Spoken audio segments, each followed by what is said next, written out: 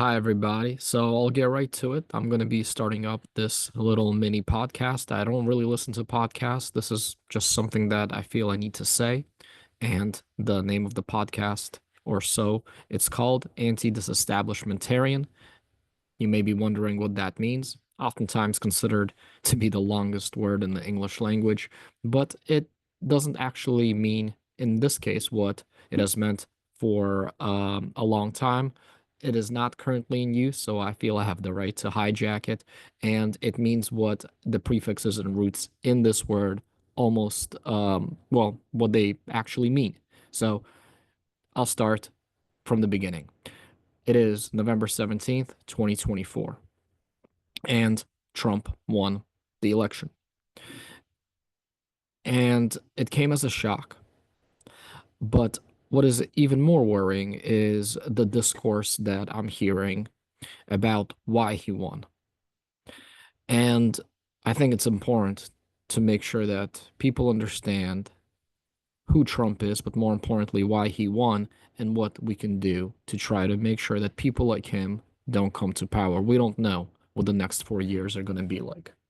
However, the fact that we elected a man as flawed as he is clearly is an issue that we need to resolve. So let us start with, again, anti-disestablishmentarian. What is that? What does it mean? Why am I choosing that name for this podcast? It's because what I'm seeing is a pretty big shift towards populism in our politics. And specifically, what is populism? So, populism, ultimately, when you really come down to it, is about despising these so-called elites. There's nothing else that can explain Trump's appeal, not on such a grand scale. If you look at any issue, whether it's foreign policy, he is really all over the board one on his stances. On one hand, he claims to be a president that's going to bring peace. But on the other hand, he was the president who dropped the mother of all bombs, the MOAB, on Afghanistan. He sold more weapons to Yemen than Obama did to bomb the Houthis. He assassinated an Iranian general on Iraqi territory. And when they went ahead and retaliated, he did absolutely nothing. So I think it's safe to say he promised to end the war in Afghanistan. Ultimately, Biden did that. People don't, most people don't love him because of his policies. The same thing can be about healthcare. In the debate, he said he has concepts of a plan. He's been in power for 4 years. He's been campaigning for another 4 years. How does he not have a plan for healthcare? Clearly, it is not his domestic or foreign policies that are attracting people. At the end of the day, what he said is true. He can shoot somebody on Fifth Avenue and he won't lose all that many voters because at the end of the day, the one thing that he will always be able to rely upon is that his voters hate the so-called elite so much that they will forgive him for anything. And the reason they'll do that is because the elite, by and large, despise Trump, and in my opinion, for good reason. The problem that we're running into is that that is a very different mentality to shake, as the election just showed. For a long time, we've been saying that it shouldn't be even close. It shouldn't be even close. How do we elect somebody who has, by and large, I mean, quite literally, stolen or tried to steal and overturn a presidential election? We were all there when he did not just one or two things, but a number of things that should have been completely disqualifying in any other era or time, right? So let's quickly run through those. Number one, let's start with the fact that he was refusing to say that he would concede an election when he was running against Hillary Clinton, right? When asked in a debate whether he would concede, he said famously or notoriously, "I'll keep you in suspense." Okay. As if that wasn't enough for people, he won. And of course, when he wins, he really doesn't challenge anything. He created some kind of immigration commission to tackle immigration illegal immigration votes, as if illegal aliens don't have anything better than to do than to stand in voting lines for hours and try to vote for somebody, risk deportation. But ultimately, the commission fell apart because there's no widespread illegal voting when it comes to non-citizens of the United States. 2020 comes around, he starts saying the same stuff. He starts saying he's not going to accept the result. There's no way he can lose unless it is rigged. Fast forward to him losing the election. And of course, he starts crying, he starts whining, and ultimately, he ends up calling the state election official in Georgia and telling him to change the vote tallies. Many of you have heard that phone call. It is clear what he's asking them to do. I think it defies reason to assume that he really believed that there were that many fraudulent votes. Apparently, all the 11,800 or however many votes he asked to be changed were all apparently for Biden. I mean, none of that makes sense. He knew exactly what he was asking them to do. He just did it in a way that he always does, with just enough plausible deniability. But if that wasn't enough, he was organizing a fake slate of electors to be sent. And also, of course, he asked Mike Pence, the vice presidential candidate, not to certify that election. So he, I can't think of what else he could have done to disqualify himself. And yet somehow half the nation decided to vote for him anyway, which goes back to the root cause of populism. People ultimately hate the elites so much that they're willing to give this person who has no business running a country a chance. And not just a chance, but a second chance after he did what he did, which is, again, refused a peaceful transition of power, the cornerstone of our democracy. We're going to get into why that is. Because again, I'm hearing a lot of discussion about what happened during the election and what we can do to fix it, and it's all missing the mark. Specifically, I'm hearing that, well, maybe if Kamala went on the Joe Rogan show, yeah, she should have probably gone. Or maybe, you know what, maybe if she didn't campaign as much with Liz Cheney, okay, yeah, maybe not. But all of these little things that Kamala did don't explain why Trump, who has lied about almost everything, who has literally tried to, in his words, steal an election, who still refuses to concede the election that he lost, why he got half of the country voting for him. It just it seemingly defies logic. Now, I want to start by talking a little bit about how that's that's what we need to answer. And one of my fears of what's going to happen next isn't so much what's going to happen under Trump, even though I am concerned about some of the things he's proposed. The Great Depression level tariffs, where he's going to put a tariff on 10 to 20% on all nations across the board, up to 60% on China, apparently up to 200% on Mexico. I want everybody to understand those are Great Depression level tariffs. That is what exacerbated the Great Depression. When they tried to do this protectionist trade policy, what happened? The other nations obviously reciprocated, and all of a sudden, trade dried up, and it just made everything so much worse. We're literally about to risk repeating the same mistakes. And again, it comes back to the same thing. What is it that Trump says that is so appealing, and what can we do about it? And I think what we need to do about it, what I'm going to try to do about it now, is address this populism head on. It doesn't make any sense. And this anti-disestablishmentarian podcast is going to be because at the end of the day, it's not sexy. It's not cool to say, oh, I believe in centrism. I believe in being a moderate. I believe in looking at the statistics and the facts. That argument has lost this election.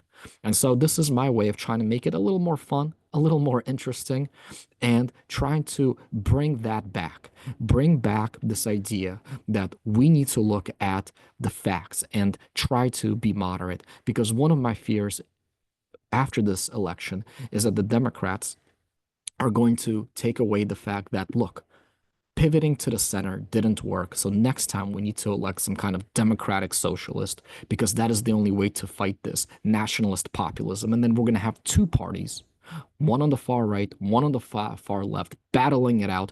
And with people like me who are more or less in the center, trying to figure out who are we going to vote for, what happened to this country, and it's just going to be not a good place to be in. I don't think the United States has ever been in a situation quite like that. And this is very much what the Democrats could take away from the election because Kamala really did try to pivot to the center. And I loved her platform.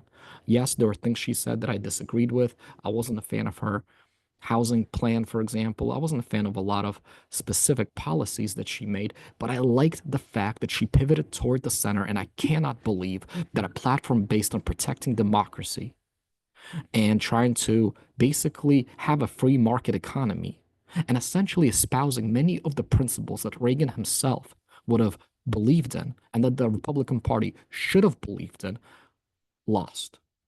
Again, it shouldn't have been even close. Again, but we're talking about it the wrong way. A lot of people are talking about how, well, the media is at fault. The media, they've lost our trust. I think we need to call it for what it is. The voters got it wrong. The voters got it wrong. And I think too many people are afraid to say that because they believe that whatever the voters decide is what God decided. But it makes no sense. Voters get a lot of stuff wrong. Voters are made up of people.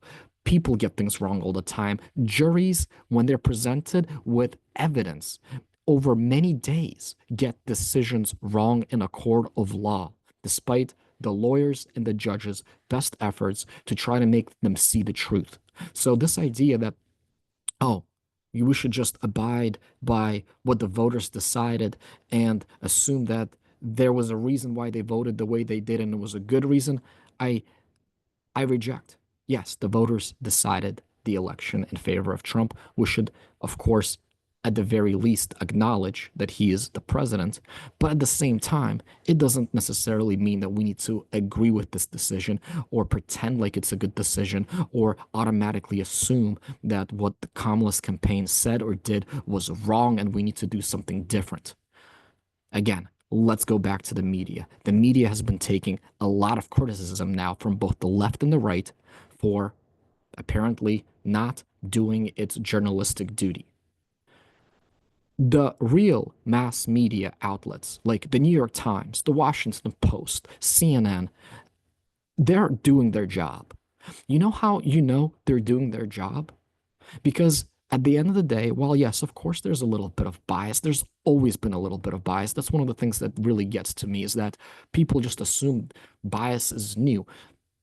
Have you not heard of stuff like yellow journalism from like the progressive era and before? I mean, journalism has always been to a degree biased, but we are living in journalism's golden age, where if a major publication makes a mistake, they will retract that statement. They will go out of their way to say, oh, look, this was not correct. We're going to fix that.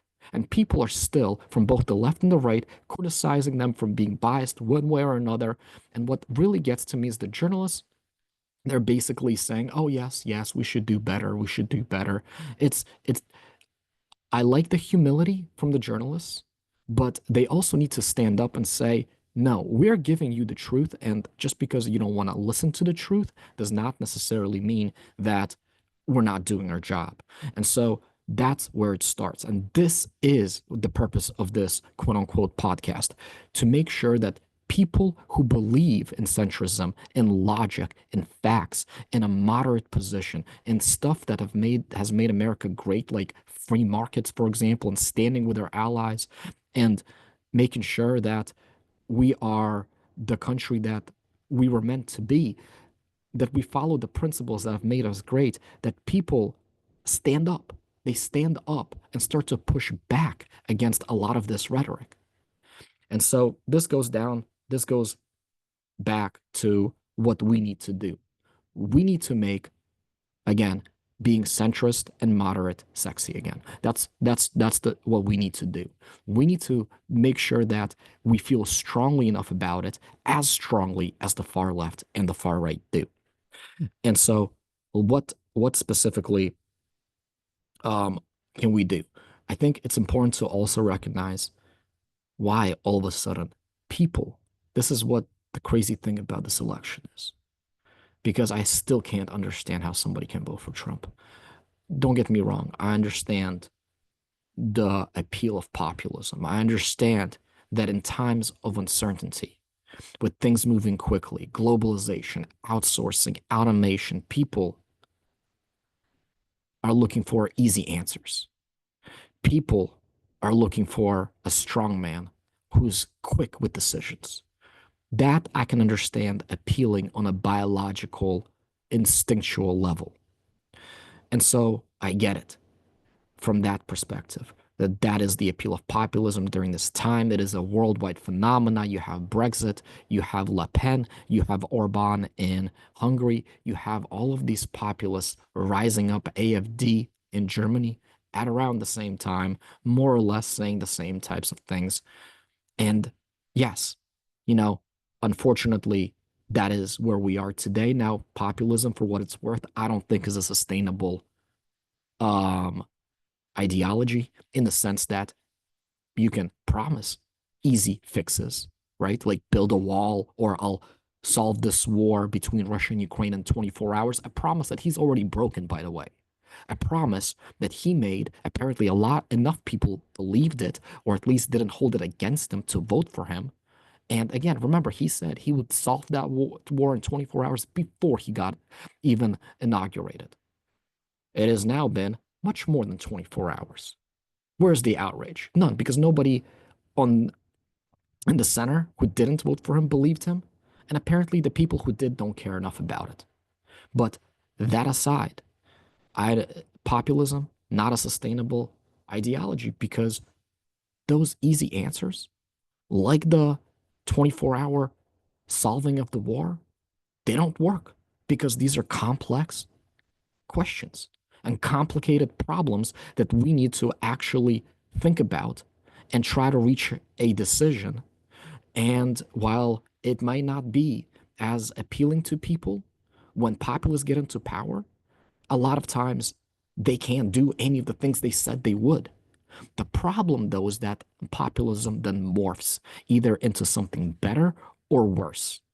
Sometimes, as in 1930s Germany, when again they were providing quick fixes like kill the Jews to their problems, that quite frankly morphed into nationalist socialism and fascism. And that is not a place we want to go, even though you can start to see some of that rhetoric coming from the right about mass deportations. And the fact that they even have to say that they're not going to do neighborhood sweeps and go door to door makes me a little bit worried, because that shouldn't even have been part of the conversation. But again, it could also morph into something a little bit better. It could morph, for example, into traditional conservatism, where you have real problems and real solutions, and something like Reaganism or something else where people are not, again, looking for easy, quick fixes from a strong man. I, however, think that the way to make sure that populism ultimately morphs into something better, not worse, is again to push back on it and not to inflame it with with more of the same. And so let's get back to again why also we are in this position. Yes, there is a lot of uncertainty. Yes, times are changing quickly. I understand the appeal of quick, easy answers by a strong, quote unquote, decisive president who is willing to, help the people because the elites are against them. Fine. But where are the critical comprehension skills? Why doesn't it why doesn't it bother people that he makes blatantly false statements that everybody knows are just flat out false, and they allow him to then get away with it? But even more, we also know about the character of this person. We know that, for example, he ran a fraudulent charity. We know that he cheated on his wife with a porn star while I believe she was pregnant. We know he then lied about it. Not that that's any better or worse.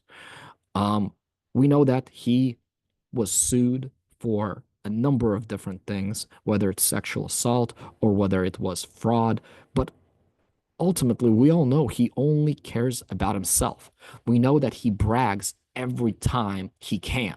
And what gets to me and what is most disappointing is that half the country looked at that and said, okay, you know what? Kamala, for example, she flip-flopped on fracking, and I can't really tell if she worked in McDonald's, so let me go ahead and go with this guy here. That would have never happened in any of the previous decades. It would have not been acceptable. The fact that first he won the primary against people who were more or less espousing the same things in many cases, just maybe not to the same extent, and they still decided to go with him is just mind blowing. So, why don't people care? Why don't people care that he is this arguably the most flawed individual, as one of his either cabinet members or personnel had said? I believe it was maybe Kelly or Mattis, one of the most flawed individuals. Why in this day and age, are we giving him a pass? Is it social media? Are our brains so cooked and so full of mush that we are just kind of, oh, I don't care? And I do think there's some truth to that. I don't think it's the social media per se, but I think that it's definitely not helping. But more importantly, we live in a society today where the politicians in some cases are a reflection of ourselves. So we look at his flaws and they're just not as bad as they were before. Back then, I'll use the example of President Ford. President Ford, who followed Nixon, he got first, there was an assassination attempt with him as well. After his assassination attempt, he went ahead and proceeded to the meeting that he was supposed to go to. And he sat down for that meeting. That meeting lasted, I don't know, however long it lasted, an hour or two. He didn't say a single word about it. That man just had an assassination on his life, and he didn't say a single word about it. Trump, on the other hand, puts the biggest band-aid on his ear, can't stop talking about it, starts blaming everybody for the stuff that he does even worse, because his rhetoric has always been worse. And we accept that because we're okay with him bragging that he's the best president since maybe Abraham Lincoln. We're okay with him saying completely verifiably false statements about how great he is. He got impeached for a phone call where he tried to bribe the Ukrainian president Zelensky into investigating Joe Biden's son, his main opponent at the time. And that's the perfect phone call in his eyes. It's not even the impeachment that gets to me. It's the fact that people are okay with him constantly bragging. And back then, there was a sense of humility, and people would not have stood for that. But today, in our generation, maybe because of the social media, that's definitely a part of it, but it's all about me. It's all about me, me, me, me. So everybody is always, they're okay with it because a lot of people do it themselves. They brag about how great they are. They brag on their resumes. They brag about this. They brag about that. And so when Trump comes along and does it too, well, it's not that big of a deal. And there are other examples like that as well. And that's why ultimately his flaws, while disqualifying in any other decade, are not in the last 10 years or so. And so this is where we are right now. We have a populist president with the worst character who is now going to be leading the country for better or for worse, probably for worse, for the next 4 years. And because he said blatantly false lies, and we allowed a centrist, moderate candidate, Kamala, to lose. So I want to make that very clear. There's one more thing I wanted to mention, and it's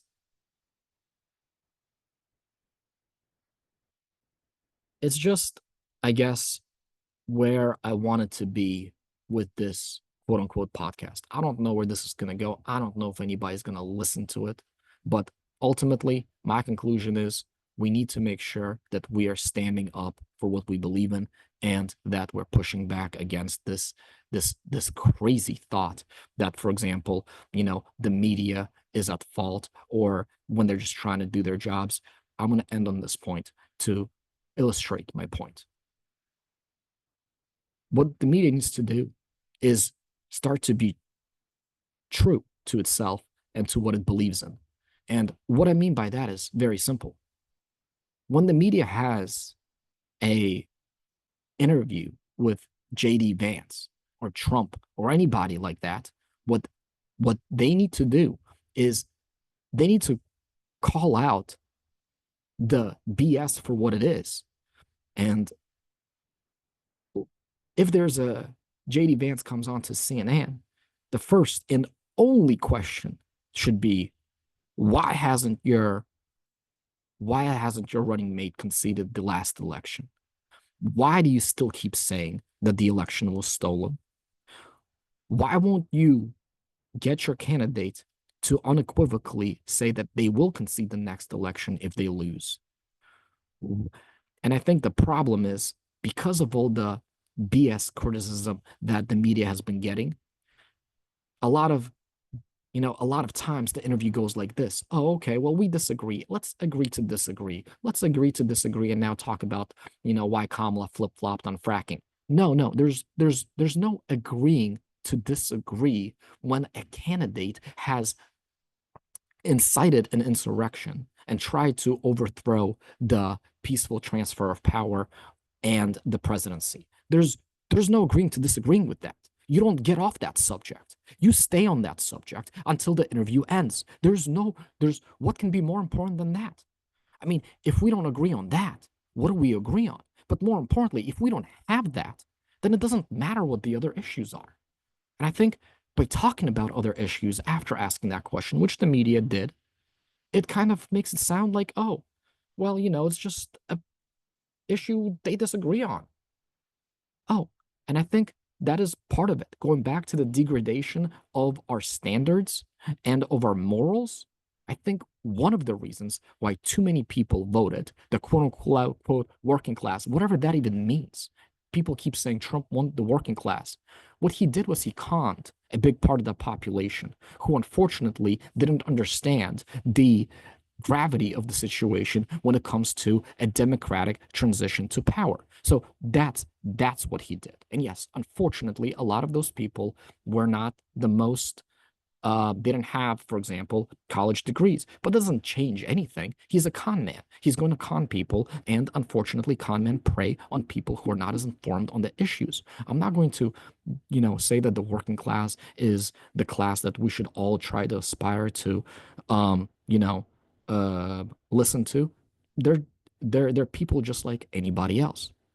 And I think one of the issues is when you normalize it with the you have a big problem because a lot of people also don't understand the importance of it because the education in our country unfortunately has failed, and quite frankly I think we're taking for granted the last 250 years of peaceful transitions of power. So when people think, oh yeah, he didn't concede the election. It's like they're talking about a game. Oh, I'll play tennis with him. He wouldn't admit that he lost. Oh, but I'll, I'll play with him again. It's not a tennis match. It's not a tennis match. What would have happened if Pence listened to Trump and decided to not certify the election? What would have happened if the GA state election official listened to Trump and changed the vote tallies?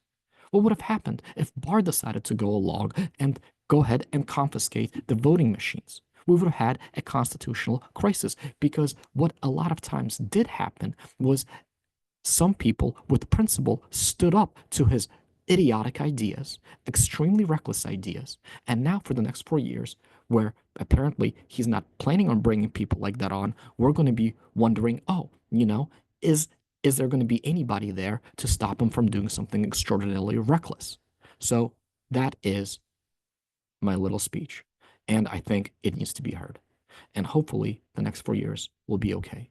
I would say that if he doesn't institute the reckless depression level tariffs, if he doesn't completely abandon Ukraine to Russia, if he doesn't if he doesn't start doing mass deportations by going from house to house looking for illegal aliens who've been here for a decade with families, and he doesn't do anything else that is equally as reckless, I think we'll be okay.